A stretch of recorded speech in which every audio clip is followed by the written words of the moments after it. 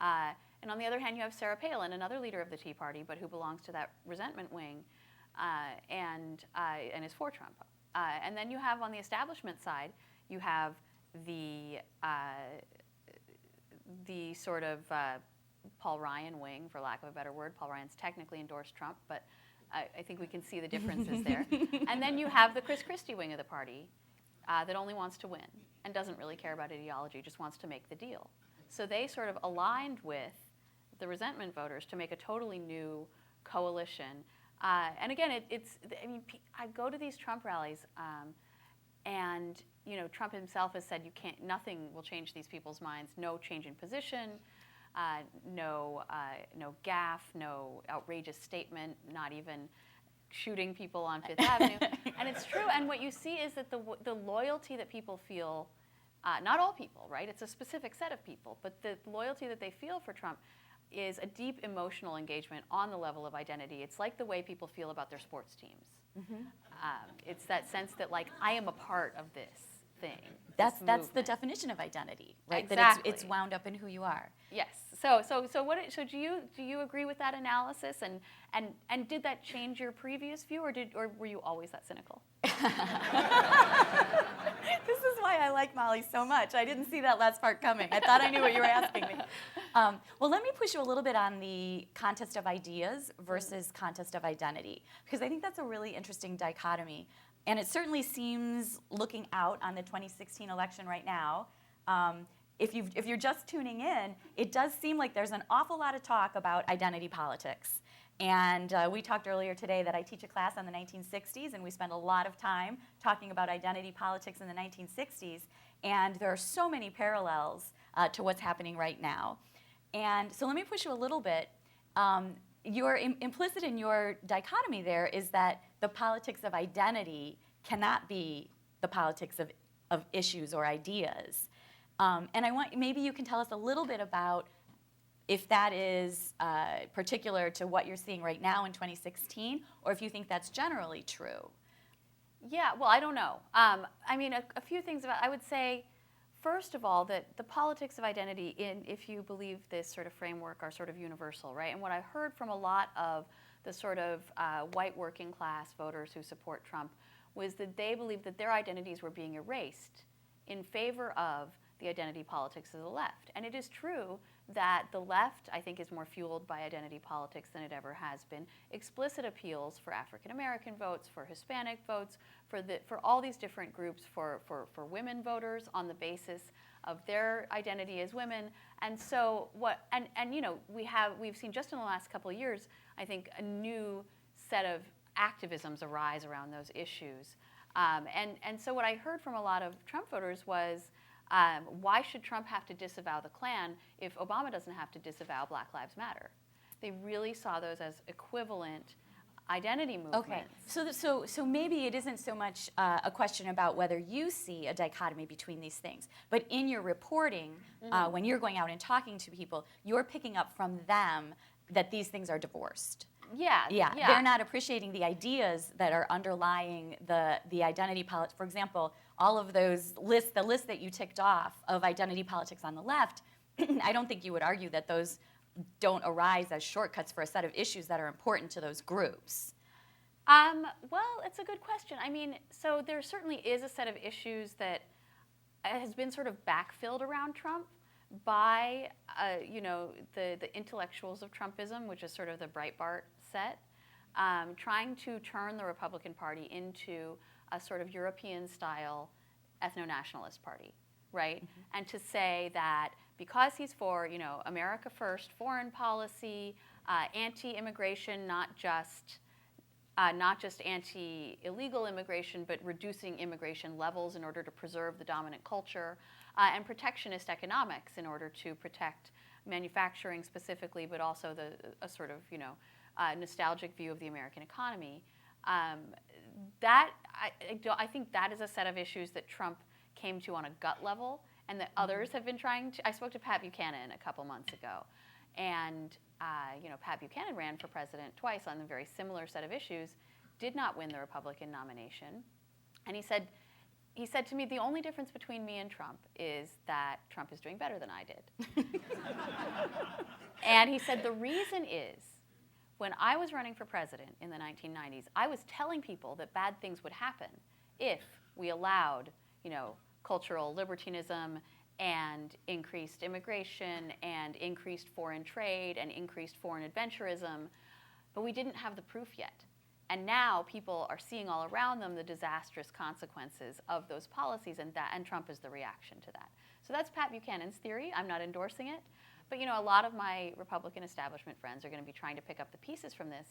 And after a couple of drinks, what really worries them is that the ideas that they've devoted their lives to were never popular, even in their own party. That the constituency for sort of the Paul Ryan, Lindsey Graham agenda of more immigration, more war, and less Social Security is minuscule, and people really want the opposite of that, even Republicans. And in your reporting, do you think that their two-drink panic is right? Or I don't think we know yet. Okay. Because so many of these Trump voters, number one, don't seem to be motivated by ideology, which you can see when Trump can even change positions on immigration, supposedly the core of his appeal, and they blow right past it, some of them, most of them at least. And number two, so many of these Trump voters came from outside, right? Most of them had been voting Republican, but they weren't voting in Republican primaries, or they were registered as independents. And so the real irony here is these are not the mad as hell Tea Party voters that we've been talking about for the past few years, who are listening to Rush Limbaugh 3 hours a day and voting on that basis. They're people who've never really engaged with politics except maybe to vote in general elections, and they've now been stirred up. So if you're someone who's trying to, repair the broken Republican Party after this election, do you assume that those people are here to stay, or do you assume that they're gone when Trump is gone? And I have no idea. Yeah. So what do you think? Well, my view of this is that the Tea Party and the Paul Ryan wing, what we're calling the Paul Ryan wing, facilitate this Trump candidacy in that because they're divided, they open the door for someone else to come in and slowly start to get plurality, and then a majority of the votes. Because those two groups cannot see themselves as being in a coalition together because they're so pitted against each other going in. And so I think Trump is a bit of a one-off. But I agree with you, we don't know. And certainly political scientists have learned to stop making predictions about Donald Trump. Reporters have too. Yeah.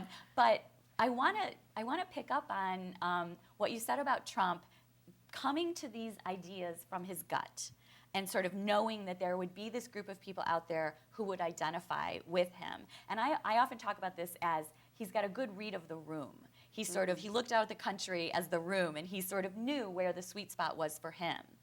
And I'm going to pivot now to this piece that you have coming out in the October issue of The Atlantic about political consultants. And so everyone should check this out. The title is "There's Nothing Better." There's nothing better than a scared rich candidate. Yes, and the piece really takes to task political consultants who charge their clients lots and lots of money, who often then lose and have no evidence that what they're advising them to do makes any difference. And so Molly's written this piece, and she's heard from a lot of political consultants in the aftermath. Lynn Vavreck is quoted prominently in the piece, which is the real reason you should read it. And but sort of the character who gets a lot of attention in this story is Mike Murphy.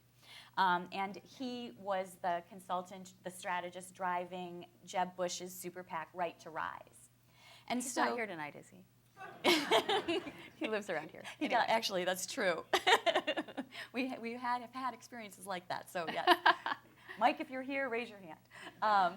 So Mike is under the spotlight in this piece, and very much in contrast to this idea that Trump knew in his gut that this message would play, is the idea that Mike Murphy was trying to make something happen for Jeb Bush. And the tension, I think, that you try to juggle in the piece is, was Jeb Bush just a failed candidate? He was sort of not good raw materials, Or was the magic of Mike Murphy, the consultant's magic, just all bunk, and there is no magic there? Right. And I don't actually mean to pick on Mike Murphy. He's just sort of a case study. But it does seem like the most glaring example you could get. I mean, the question has to be asked. When Jeb Bush spends $130 million and gets four delegates in the Republican primary, and Trump spends almost nothing, airs almost zero TV ads, none of his consultants have ever worked on a presidential campaign before, and he wins. And so, you know, as you alluded to, this could all just be an anomaly, and most political consultants want very badly to believe that. You had a special circumstance of a very divided primary, 16-way primary, a lot of candidates splitting up the other Republicans, and Trump able to consolidate his particular wing. But I think at the very least the question has to be asked, because if you talk to the donors, and I've spoken to a few who put in $130 million behind Jeb Bush, they didn't do that thinking this was like a fun long shot, right? They thought that money was going to do something to make him president. And you can raise a lot of specific questions about the strategy that Mike Murphy used, the tactics in question. Did they spend enough money on digital? Were the ads any good? And all that's interesting. But, and the basic question then is, could anything have been done about poor old Jeb, right? Yes. Is there anything that could have been done? Yeah. I actually compare the Jeb Bush campaign, or the debate within Jeb world that I learned from the people I spoke to the sort of post hoc debate about the Iraq War. Was it a bad idea, or was it poorly executed? And I think the answer is probably like the Iraq War, a bad idea, poorly executed. But I don't mean to pick on Mike Murphy, because there's also a case study in the piece about the Ben Carson campaign, which a lot of political professionals believe was really just a scam to fleece, elderly social conservatives by getting them to donate again and again to these small dollar fundraising campaigns, and then almost all the money went right back to the fundraising consultants. I wanted to ask you a question about this. In the piece, Molly writes that one of the things that the consultants tell you about this list is that the thing of value to come out of the Carson campaign is the list of donors. And they put a price tag on it. It's a $5 million list. And does that mean that who owns the list, first of all? And will they sell it? Is that what that means? They'll sell it to someone for $5 million?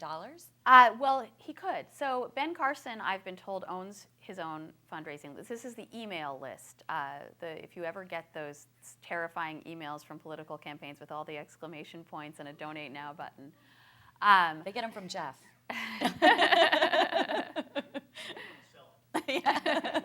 But so these email addresses are basically currency in this world of online fundraising, of grassroots fundraising. On both sides, but particularly on the right, you get these scam PACs where some sort of entrepreneurial spirit will start, like the Support Allen West PAC. Allen West has nothing to do with it. Allen West never sees a dime of that money, but they're raising money on the name of a well-known conservative figure and finding the people who respond to these emails and then hitting their inboxes over and over and over again. And so yes, from what I understand, at the end of that campaign, Ben Carson owned that list. His former campaign manager told me the list is essentially going to make Ben Carson a rich man if he wasn't already. Mm-hmm. And it can now be used for all kinds of other PACs, causes, candidates, whatever. It has been rented out. It's managed by the same list management company that managed the presidential campaign's fundraising, and also before that managed the Draft Ben Carson PAC, which helped to get him into the race and raised more money in its day than Ready for Hillary did. And so it helped convince Ben Carson to get in the race. Most of the money went back to the consultants. And that's the loop that you're... the circle of life. Yes. Yeah. And okay, so Trump, we've talked a lot about how the Trump campaign might be really different. Is there anything that you've seen as you've been out around the country reporting from the Hillary side that has struck you as particularly different what's new or not new that should be new on the left.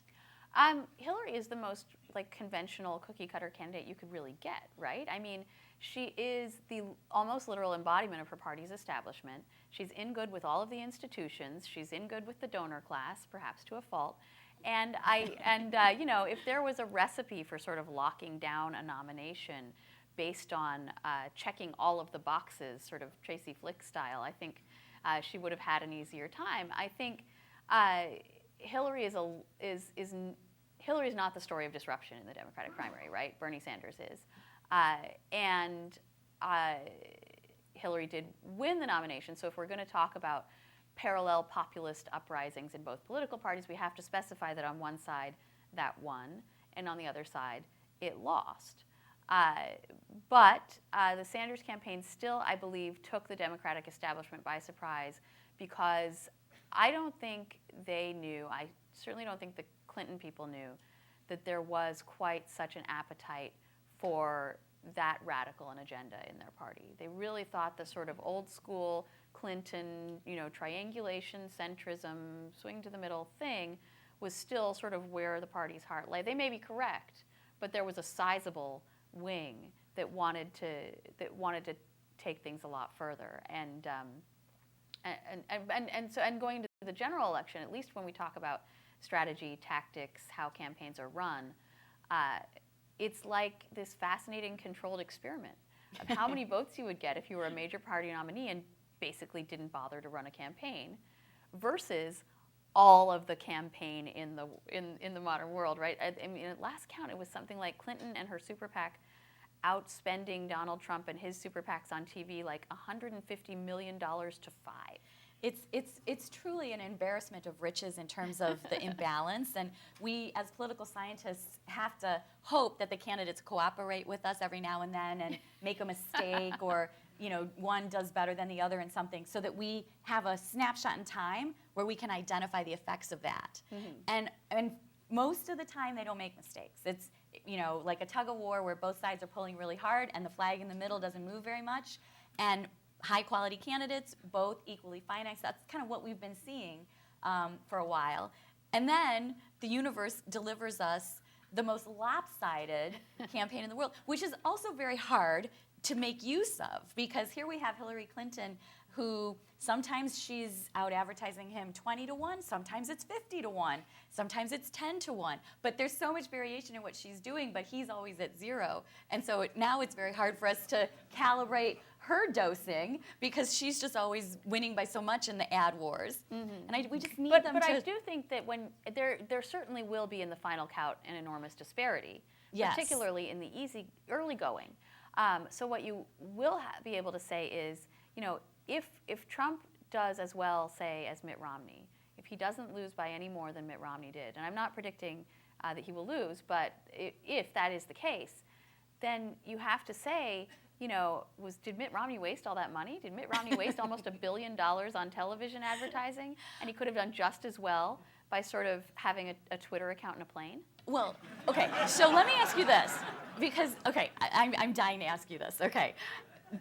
Could Donald Trump, say we take the whole Donald Trump campaign, the Twitter account, the plane, everything, and we That's give it, basically everything. we give it to someone else who is not Donald Trump, is that person doing as well as Trump? Is that person Sarah Palin? No, that person is not Sarah Palin or Donald Trump. I understand what you're saying. That is one of the things that I'm trying to figure out, because, you know, as I said, the sort of Breitbart, Pat Buchanan folks want to believe that there's an agenda here that is much more appealing than the Republican agenda has previously been, and they want to run candidates on this agenda.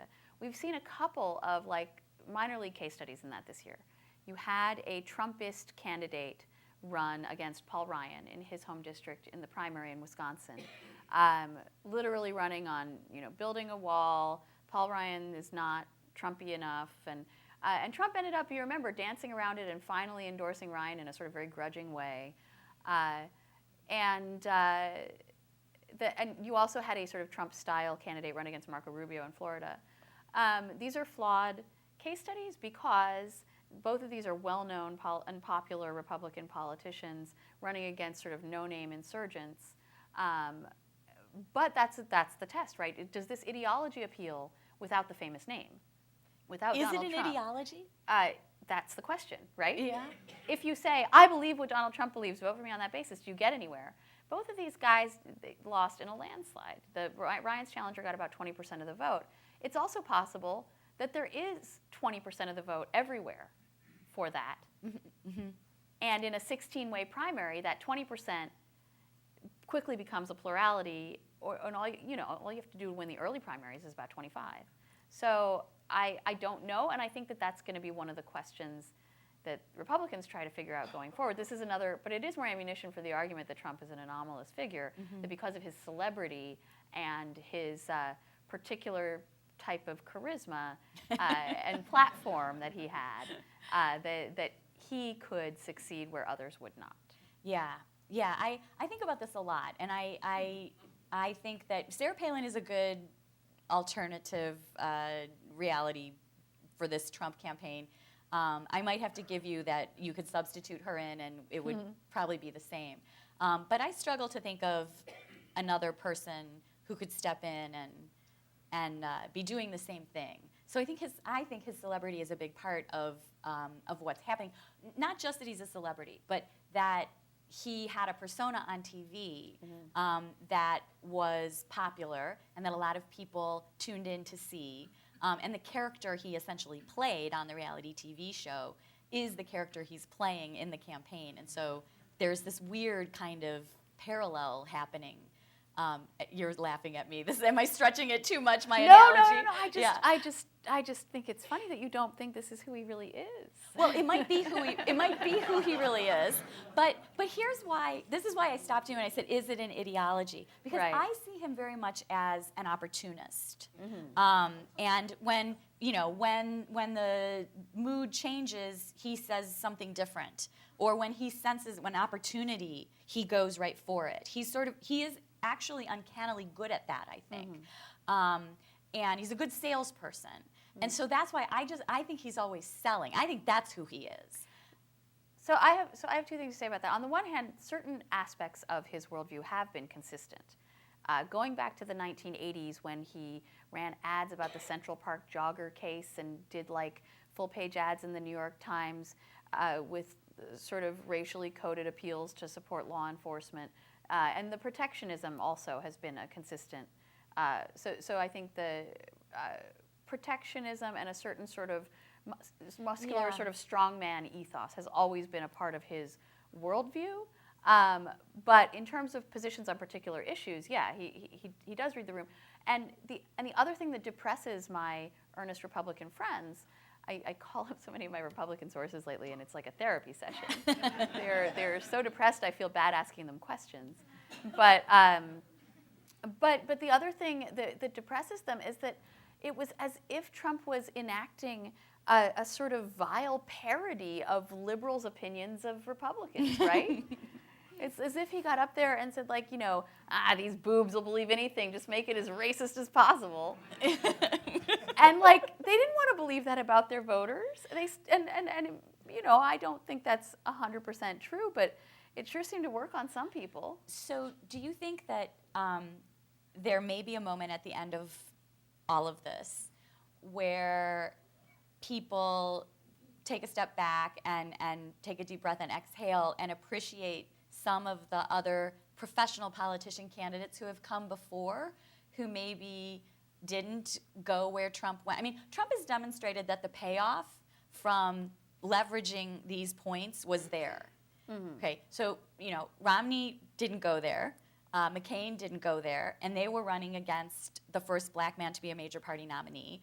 And so do you think that there should be a moment where people appreciate that there is a class of people, these politicians, that they have some norms and a code that is in some ways laudable? And it depends on who you expect to appreciate that, right? Because, one thing that we haven't talked about that I think is a significant aspect of the dynamic on both sides is the urge just to disrupt the system and tear it down, and the idea that that DC is such a cesspool of influence peddling and gridlock that it's best to smash it, no matter how disorderly or rude that is to do.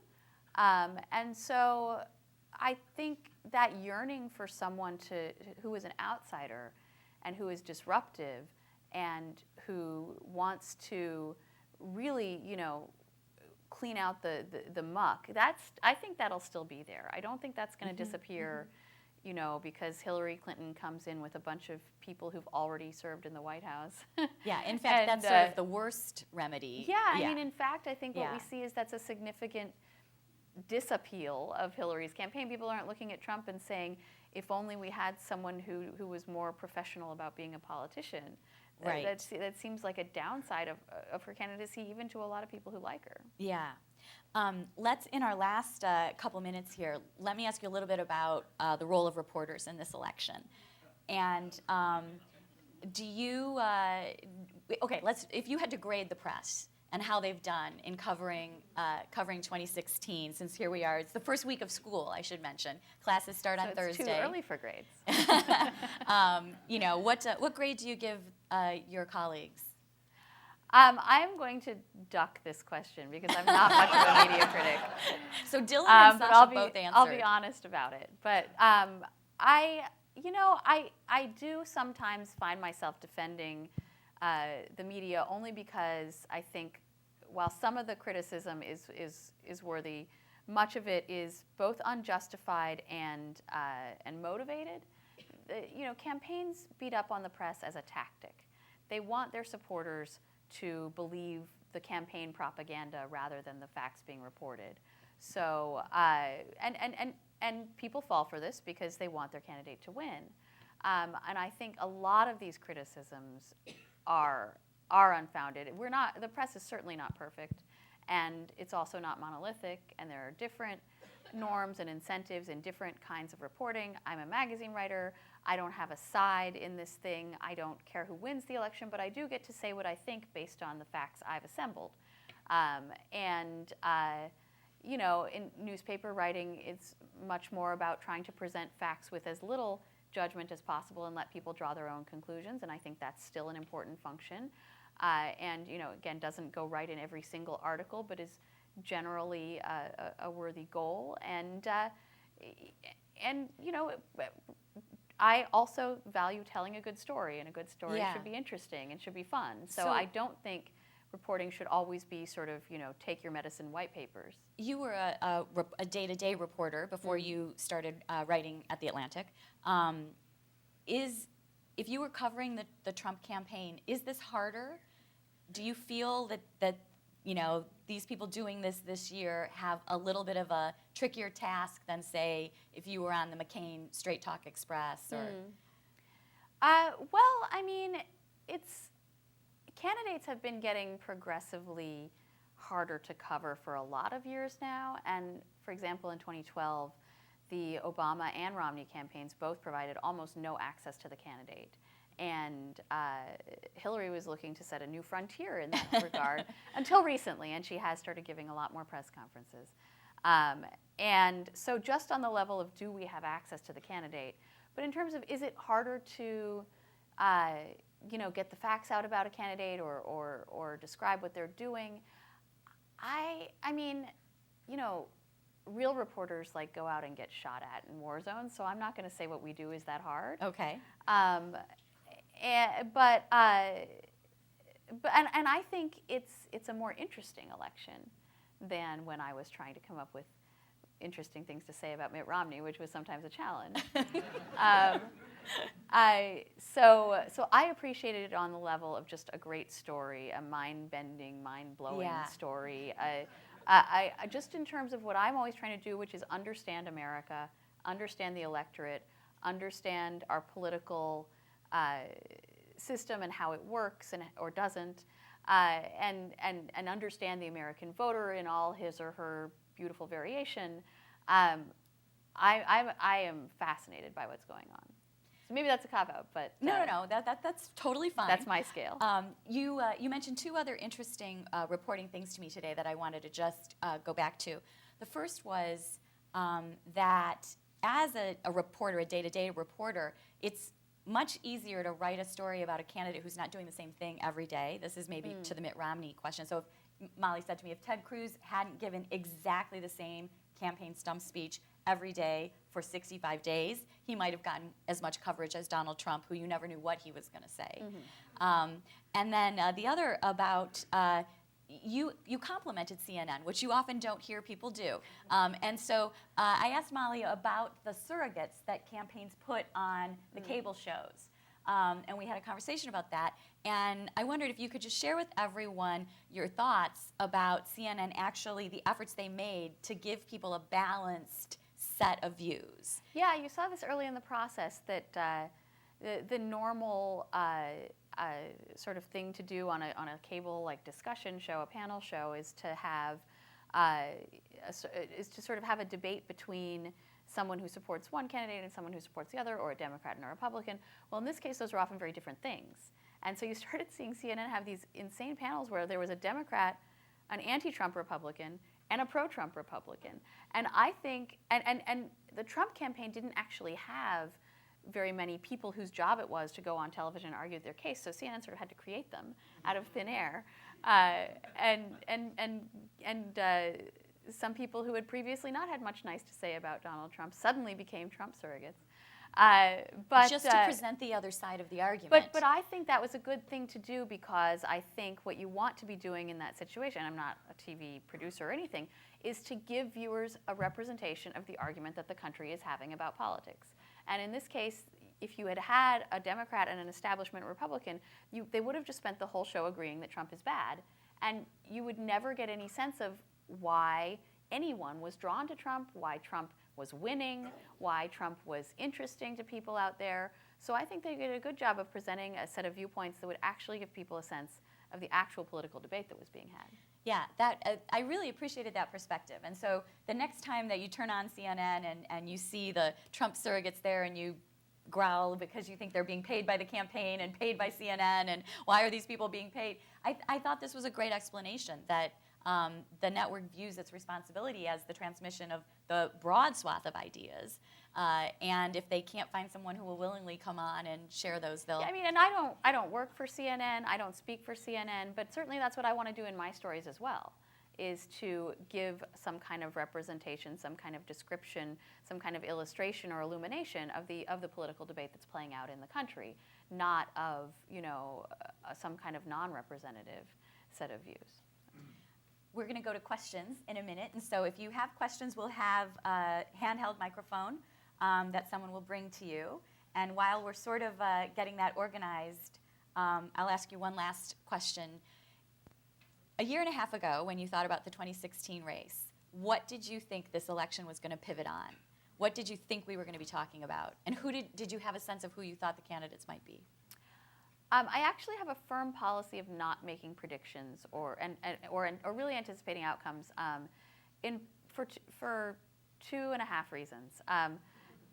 Number one, I do think that particularly when you publicly state a prediction as a reporter or a pundit, you become invested in that outcome, because if it doesn't turn out that way, you're going to look bad.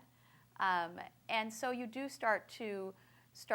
I think it can bend your depiction of the argument. It can bend your view of the facts when you're sort of rooting for one side, essentially. That's a fancy way of saying I don't like to be wrong and look stupid later. So I try not to commit myself to any particular outcome, or even to anticipate a particular outcome. I try to be more of an observer. But the other thing is that I think in most elections, all anybody wants to know is who's going to win, but that's often not the most interesting question.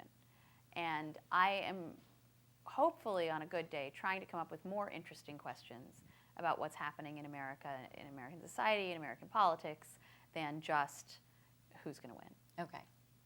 But you didn't think we were going to be talking about the things we're talking about. I did not. I could sit up here and sound smart by saying I knew all this was going to happen. That is not the case. Let's bring you all in on the conversation. So I'm just going to let you choose someone, I guess. I listen to the TV and I read the blogs and everything. And it seems that after Donald Trump said that Hillary Clinton was the one who created the birther crisis, that the news has been more critical of Trump and more willing to say that was a false statement. Is that true, what I've been observing? I think there's been a gradual evolution. I'd like to hear your view on this too. There's been a gradual evolution in the campaign of this grappling with Trump's tendency to say things that aren't true, where you have seen the media across the board become more, I don't want to say aggressive about that because that means that sounds like they're doing a gotcha or they're out to get him, and I don't think that's true. It's just when you have a candidate who consciously repeats falsehoods even when he's been called out on them, that's a different order of magnitude than your usual candidate who will often misrepresent things or say things that are misleading or stretch the facts, but usually can back it up with some kind of complicated specious argument, right? In this case, it's just saying things that aren't true over and over again. So you have the media, pointing that out, which I think is a good thing for us to do.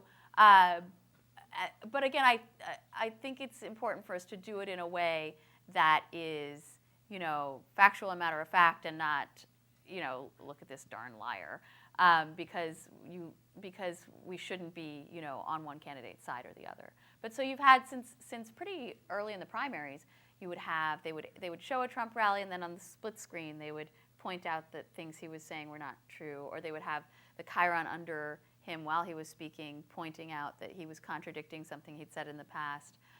Interviewers have repeated, you get these, people will come up to me and say, why doesn't the media, demand that Donald Trump release his tax returns? Well, all we can do is ask. And Trump actually has been, over the course of this campaign, quite accessible to the media. He loves to talk to the press. And so he has been asked all these questions. People just haven't gotten the answers that they want. But he's faced questions about a whole lot of this stuff, and I think the media have, collectively, given not 100%, but collectively, done a pretty good job of trying to give readers the best information possible and point out when a candidate is saying something at odds with the facts.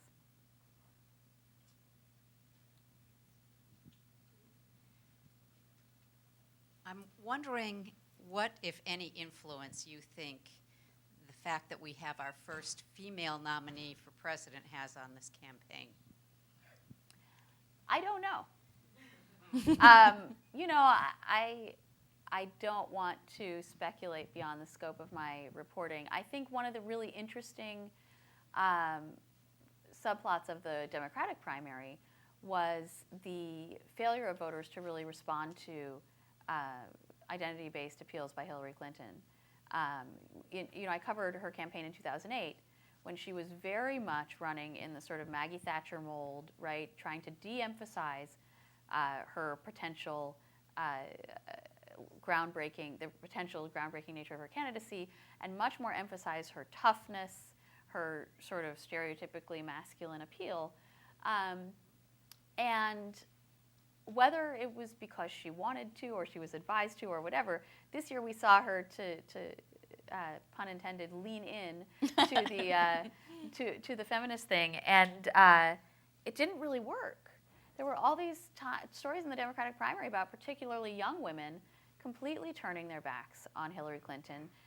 And I covered the primary. I spoke to dozens of college kids, women in their teens and 20s, who said, well, I'm a feminist, I'm an intersectional feminist, I'm against the patriarchy, and I know we're going to have a woman president, so I just don't think it should be this one. And it was almost as if it was a done deal to them, and so they weren't moved, or they were persuaded by other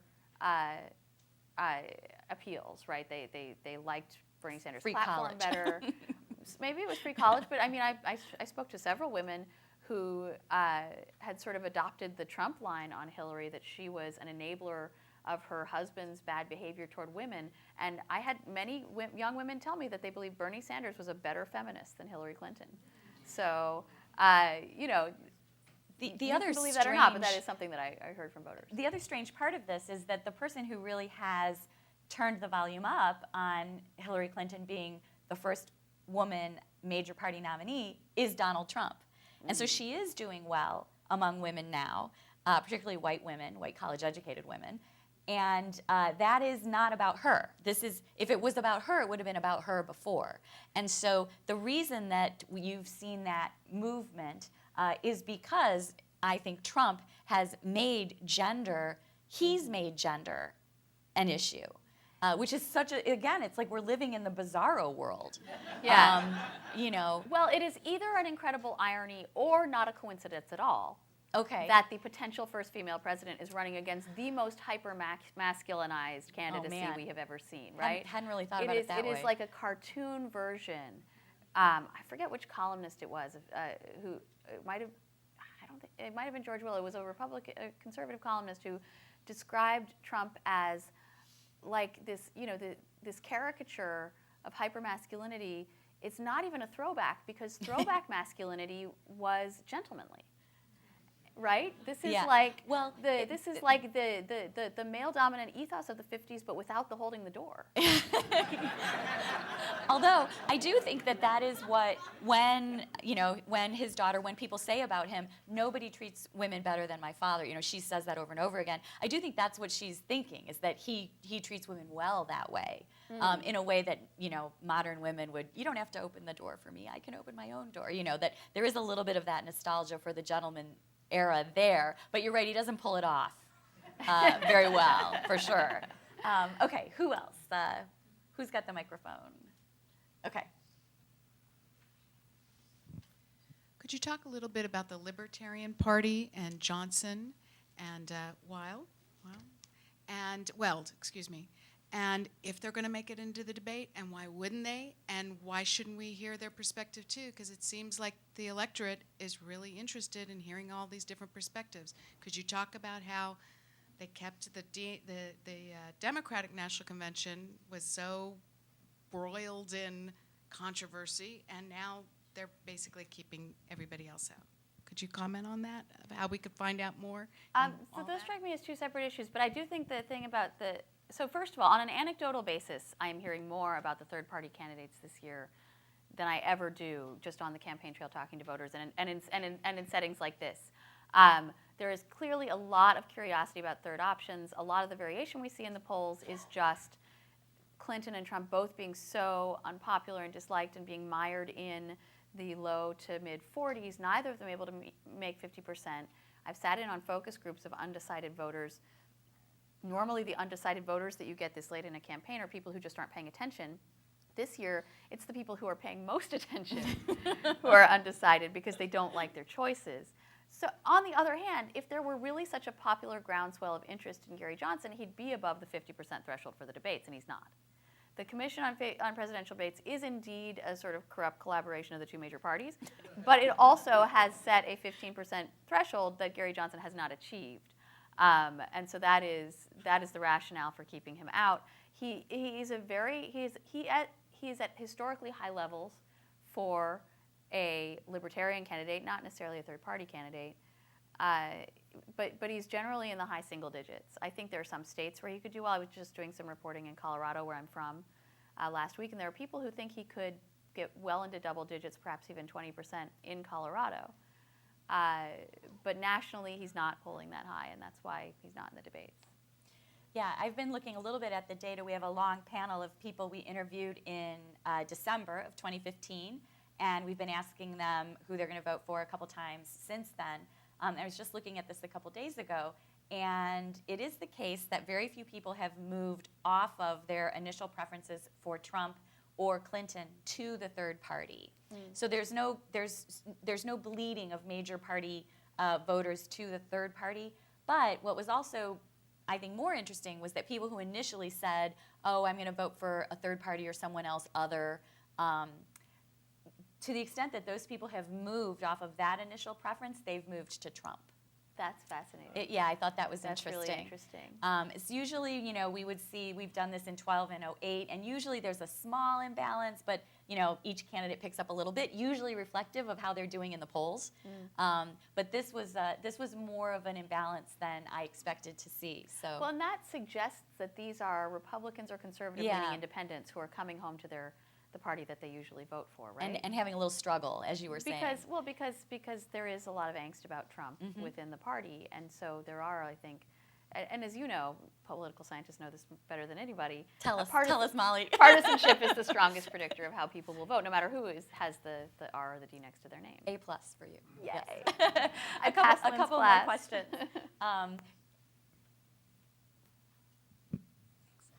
This is kind of a two-pronged question. Having followed Real Clear Politics website almost every day obsessively, it looks like if you look at the swing states, Hillary needs to get Pennsylvania, Colorado, and I think New Hampshire to get it'll be 272. Those three states seem to be narrowing and tightening, and I wanted to get your opinion about that. In addition, everybody keeps talking about an October surprise. And I'm wondering if the recent violent attacks in New York and New Jersey are the October surprise a little early, and how that could affect these tightening polls.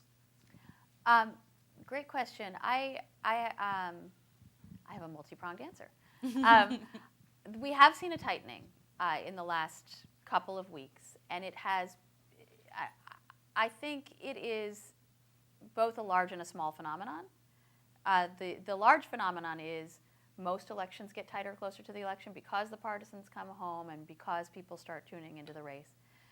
The small reason, and maybe you'll disagree with this because Lynn doesn't believe in game changers, but we've seen a good stretch of news and behavior for the Trump campaign and a bad stretch for the Clinton campaign. I've talked a lot about Trump's sort of fundamental underlying issues as a candidate, but Hillary has some as well. And what we saw in the primaries was that, unlike, a lot of Democrats would say, oh, Clinton versus Obama was just as divisive in 2008, and the party came together and healed, and everyone rallied around Obama. But Obama in the primaries had the youth vote, and he had minority voters. Though Clinton had minority voters in the primaries, but she didn't have the youth vote, and Sanders also was getting independent voters, unaffiliated voters, people who are not strong Democratic partisans. Those groups are challenges for Hillary in the general election, and they're not already loyal to her the way they were to Obama in 2008. I do think, however, we shouldn't try to make this thing more interesting than it is. I want to write an exciting story too, but all through the Republican primaries, one candidate was leading in the polls, and that candidate won. It was literally from like a couple of weeks after he got in, nobody else led the polls, and that's the candidate who won. People complain about the polls, they're actually usually right. So far in the general election, one candidate has been leading almost all of the polls, to the swing states. There has been a tightening, but it has only made her lead a little bit smaller. I still think there are issues for her as a candidate, but she does have a lot of electoral paths to 270 votes. Most strategists I spoke to in Colorado did not think Trump had a shot there. New Hampshire is a very tough state for the Republicans this year. Virginia similarly seems to be probably off the board. Pennsylvania is almost a must-win for Trump, and even with the current tightening, he's barely within single digits of Hillary Clinton. And he basically has to run the board, win all of the contested states, where she does not. I mean, remember, Mitt Romney did not win the election. Donald Trump could win all of the states that Mitt Romney won, and he would not win the election. So he has to win some more states, and there's not a lot of states coming off the board. What we're seeing is states going off, not a lot of states coming on the board for Donald Trump, for Republicans. Do you agree with that? I do. And I think that, there's still 50 days left. Some days I wake up and I say, oh my gosh, there's only 50 days left. And I feel like in some strange way I've squandered, which it's not. I've been doing this for so long, I can't believe I wake up some days and feel panicked that there's only 50 days left. I never want it to end either. And then other days I wake up and I say, like, 50 days is a lifetime, and the little things that are going to happen, like, she's going to sneeze she's going to sneeze in the debate, and the whole story's going to be about, how she's really sick, or, he's going to, I don't know.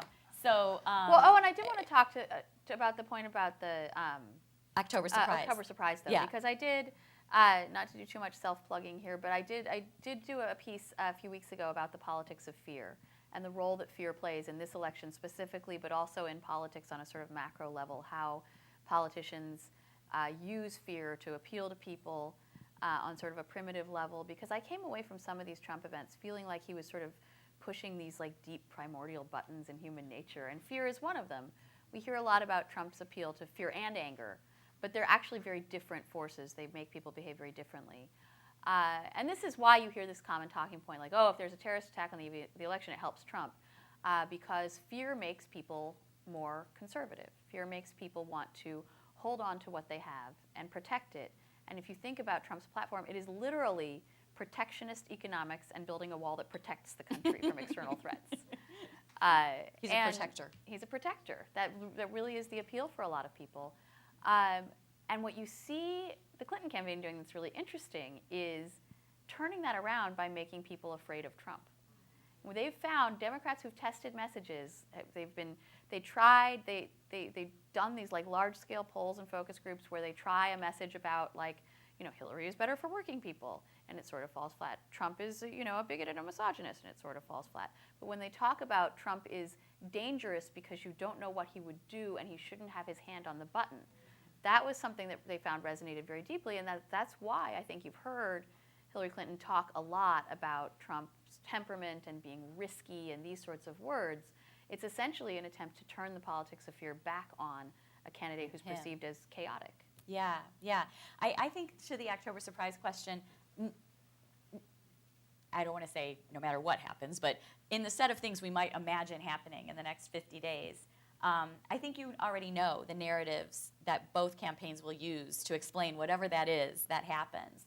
And Molly's right. I'm not a big believer in game-changing campaign events. And so I think that, she's going to say that he doesn't have the temperament or that his temperament led him to do this thing, whatever he's done, that has revealed this October surprise, tie him to the Russians, whatever it's going to be. But that's clearly, those are the veins that, she's not suitable for the set of reasons that Trump has, and he's not suitable for the set of reasons she has, and that's where we are 50 days out, and I don't think that's changing. I do think Trump's discipline as a candidate matters here, because when you see him sort of go off half-cocked and take credit for things on Twitter when a bunch of people have just, tragically died, that gives people pause. But Trump may have more upside than Hillary Clinton because he's underperforming Romney more than she's underperforming Obama, meaning there are a lot more Republican and Republican-leaning voters out there that are holdouts, that are looking for permission to vote for him still. And so if he can respond to these sorts of events in a more conventional manner, that could open that door. Yeah, and I think that's probably why you're seeing the tightening a little bit in the polls. We will do one more question, and then we'll join you for cocktails. Let me just go right in front. Ann. Thank you, Lynn. I'd like to ask both of you this question. Let's take it that the election is over, and either one wins. Now, Hillary has been pulled way over to the left by Sanders, and not the triangulation of Bill Clinton. And Trump, we really don't know.